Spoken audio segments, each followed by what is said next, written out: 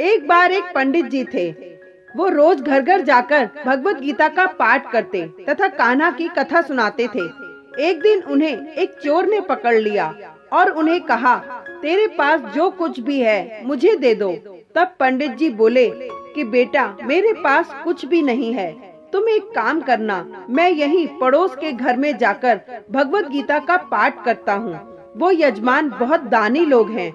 जब मैं कथा सुना रहा होऊंगा, तुम उनके घर में जाके चोरी कर लेना। चोर मान गया। अगले दिन जब पंडित जी कथा सुना रहे थे, तब वो चोर भी वहाँ आ गया। तब पंडित जी बोले कि यहाँ से मीलों दूर एक गांव है, वृंदावन। वहाँ पे एक लड़का रहता है जिसका नाम कान्हा है। वो हीरो जवाहरातों से लदा रहता है। अगर कोई लूटना चाहता है तो उसको लूटो। वो रोज रात को एक पीपल के पेड़ के नीचे आता है, जिसके आसपास बहुत सी झाड़ियां हैं। चोर ने ये सुना और खुशी खुशी वहाँ से चला गया। वो अपने घर गया और अपनी बीवी से बोला, आज मैं एक कान्हा नाम के बच्चे को लूटने जा रहा हूँ। मुझे रास्ते में खाने के लिए कुछ बांध दे। पत्नी ने कुछ सत्तू उसको दे दिया और कहा कि बस यही है, जो भी है। चोर वहाँ से ये संकल्प लेके चला कि अब तो मैं उस कान्हा को लूट के ही आऊंगा। वो बेचारा पैदल पैदल टूटी चप्पल में ही वहाँ से चल पड़ा, रास्ते में बस कान्हा का नाम लेते हुए। वो अगले दिन शाम को वहाँ पहुँचा, जो जगह उसे पंडित जी ने बताई थी।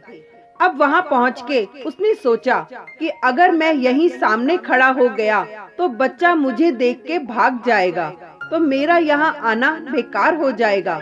इसलिए उसने सोचा, क्यों ना पास वाली झाड़ियों में ही छुप जाऊं। वो जैसे ही झाड़ियों में घुसा, झाड़ियों के कांटे उसे चुभने लगे। उस समय उसके मुंह से एक ही आवाज आई, कान्हा, कान्हा। उसका शरीर लहू लुहान हो गया, पर मुंह से सिर्फ यही निकला कि कान्हा आ जाओ। अपने भक्त की ऐसी दशा देख के कान्हा जी चल पड़े। तभी रुक्मणी जी बोली कि प्रभु, कहाँ जा रहे हो? वो आपको लूट लेगा। प्रभु बोले कि कोई बात नहीं, अपने ऐसे भक्तों के लिए तो मैं लुट जाना तो क्या, मिट जाना भी पसंद करूँगा। और ठाकुर जी बच्चे का रूप बना के आधी रात को वहाँ आए।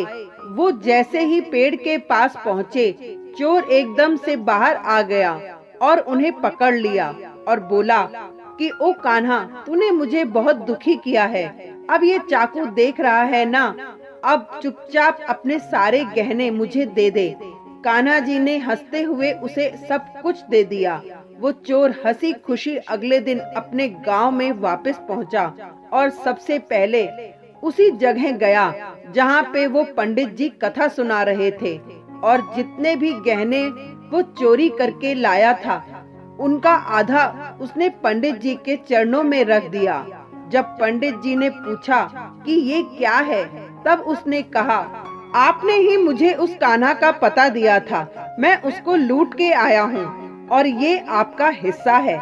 पंडित ने सुना और उसे यकीन ही नहीं हुआ। वो बोला कि मैं इतने सालों से पंडिताई कर रहा हूँ, वो मुझे आज तक नहीं मिला। तुझ जैसे पापी को कान्हा कहाँ से मिल सकता है? चोर के बार बार कहने पर पंडित बोला कि चल, मैं भी चलता हूँ तेरे साथ वहाँ पर, मुझे भी दिखा कि कान्हा कैसा दिखता है। और वो दोनों चल दिए। चोर ने पंडित जी को कहा कि आओ मेरे साथ यहाँ पे छुप जाओ। और कांटों के कारण दोनों का शरीर लहू लुहान हो गया और मुंह से बस एक ही आवाज निकली, कान्हा, कान्हा। ठीक मध्य रात्रि कान्हा बच्चे के रूप में फिर वहाँ आए और दोनों झाड़ियों से बाहर निकल आए। पंडित की आंखों में आंसू थे। वो फूट फूट के रोने लग गया और जाकर चोर के चरणों में गिर गया और बोला कि हम जिसे आज तक देखने के लिए तरसते रहे, जो आज तक लोगों को लूटता आया है, तुमने उसे ही लूट लिया। तुम धन्य हो। आज तुम्हारी वजह से मुझे कान्हा के दर्शन हुए हैं। तुम धन्य हो। ऐसा है हमारे कान्हा का प्यार अपने सच्चे भक्तों के लिए, जो उसे सच्चे दिल से पुकारते हैं तो वो भागे भागे चले आते हैं। जय श्री कृष्णा। राधे राधे।